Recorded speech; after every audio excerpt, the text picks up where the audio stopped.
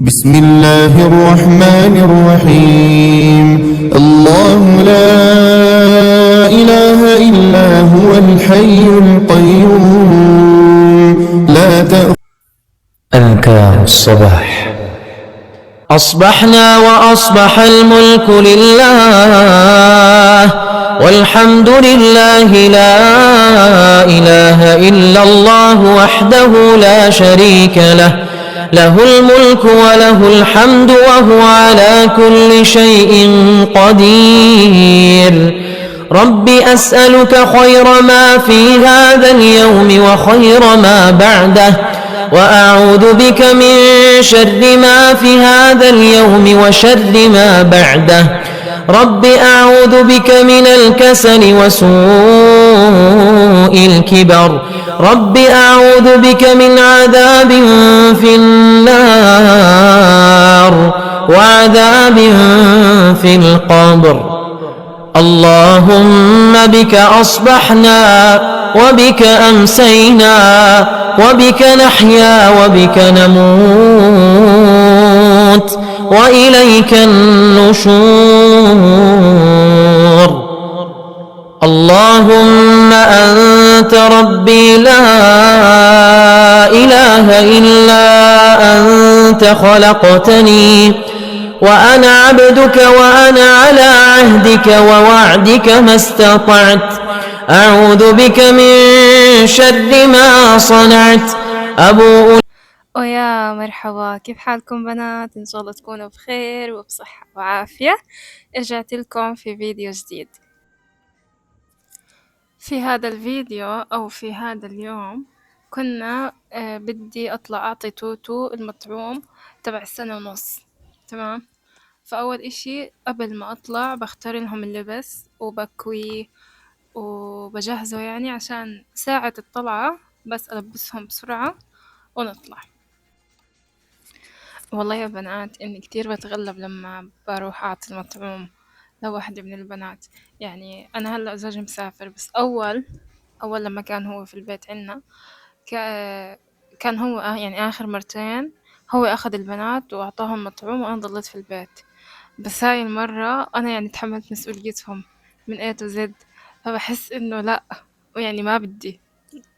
هو في العادة أصلا لما أطلع ويكون هو معي، هو بمسك واحدة وأنا بمسك واحدة، أو هو بمسك التنتين، بتحمل مسؤوليتهم هم التنتين. فلما صرت أطلع لحالي يعني من غير شر، يعني بحس إنه صعبة والله الطلعة مع البنات أو مع الأطفال بشكل عام.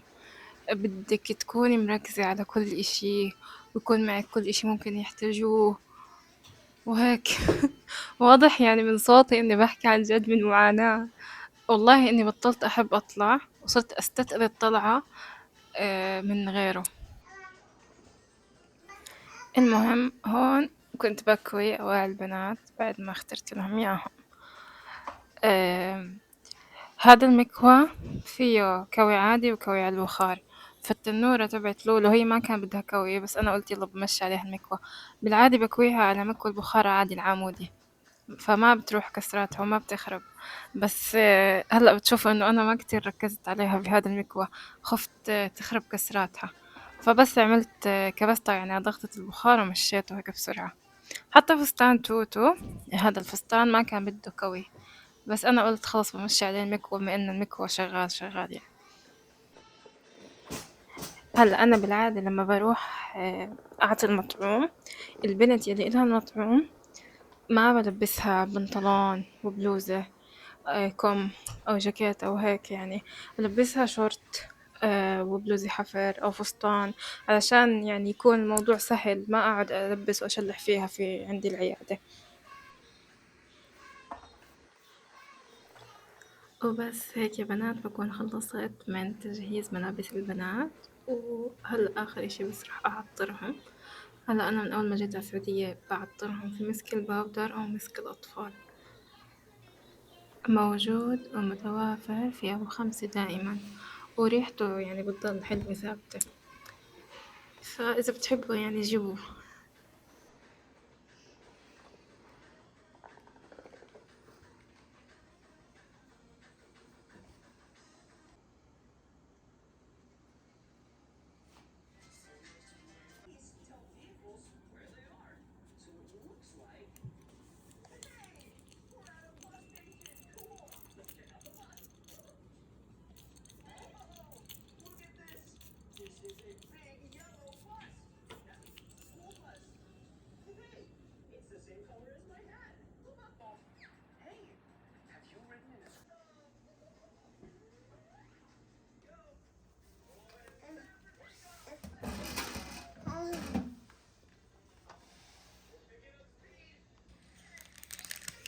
وهلأ راح أجهز شنطتي وأفرجيكم شو باخد معي في شنطتي لما بطلع.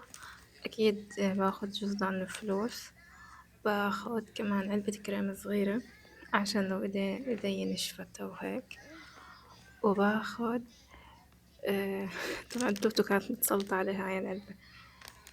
كمان مناديل مبللة، وهادي أحط يعني إذا اضطريت أودي لولو على الحمام بحطها على المقعد عشان جسمها ما يلمس المقعد على طول. وأكيد راح أخد كرت التطعيم معي.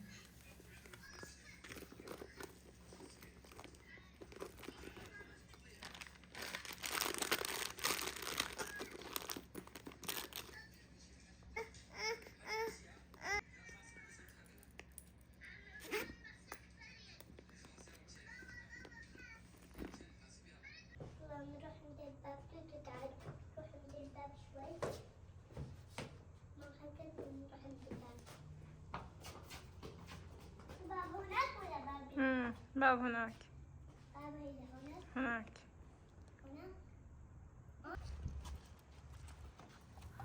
وبس هلا هيك رح نطلع. طبعا كان موعدنا على الساعة 5:30 تقريبا بعد المغرب، فتوكلنا على الله وطلعنا الحمد لله.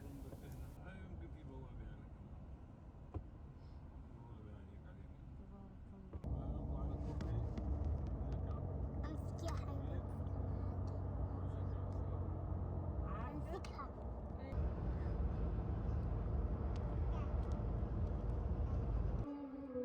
شوفوا يا بنات، ما شاء الله تبارك الرحمن، هذا مركز صحي حكومي، يعني الله يديم عليهم يا رب الأمن والأمان.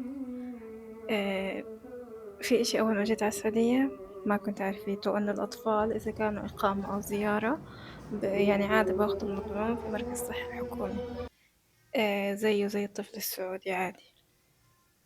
والدكاترة كتير بيكونوا لطيفين، والكادر يعني بيكون لطيف وما بيفرق في المعاملة بين أي جنسية كانت. وبس لما خلصنا كان بعد المغرب تقريبا، أو بعد المغرب قبل العشاء بشوية يعني. صورت لكم شوية أجواء الخبر في الليل.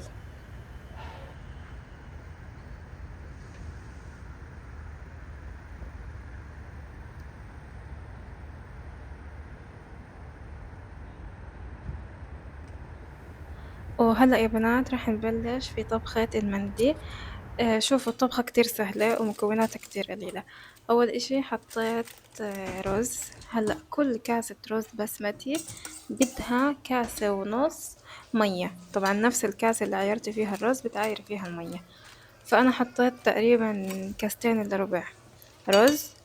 راح أحط عليهم بهارات صحيحة اللي هي لومي وقرفة ومسمار أو قرنفل وملح، و4 معالق من الزيت بس. وراح أحط عليها مية، وبعدين راح أغطيها في قصدير. ليش؟ لأنه هذا القصدير بدي أثقبه وأحط فوقيه الدجاج بعد ما أعمل له الخلطة. هلا إذا ما عرفتوا تعايروا المية أو نسيتوا مثلا، خلوا المية فوق الرز البسمتي في تقريبا سنتي. وكمان مرات بيكون في صواني خاصة للمندي اللي انتي يعني ما بتحتاجوا تحطوا قصدير أو إشي، بيكون فيها ومنها شبك. فإذا عندكم كمان بيكون ممتاز، بس ما تنسوا تدهنوا الشبك زيت حتى ما يلزق الدجاج بالشبك، وبعدين لما نيجي نطلع بيكون متفتفت. المهم هلأ بالنسبة للدجاج، في عندي دجاجة كاملة مقطعيتها أرباع ونظيفة وكمان ناشفة، يعني بنشفها في ورق. بحط عليها ملح، معلقة ملح، وربع معلقة زنجبيل، ربع معلقة عصفر أو كركم، ومع صبغة زعفران، وكمان معلقة صغيرة كاملة بهار دجاج، أي بهار انتو بتحبوه. راح أدهن الدجاج بهذه الخلطة كثير منيح، وبعدين مثل ما قلت لكم راح أحطه فوق القصدير. طبعا أنا بكون عاملة طبقتين من القصدير حتى يتحمل القصدير يعني وزن الدجاج.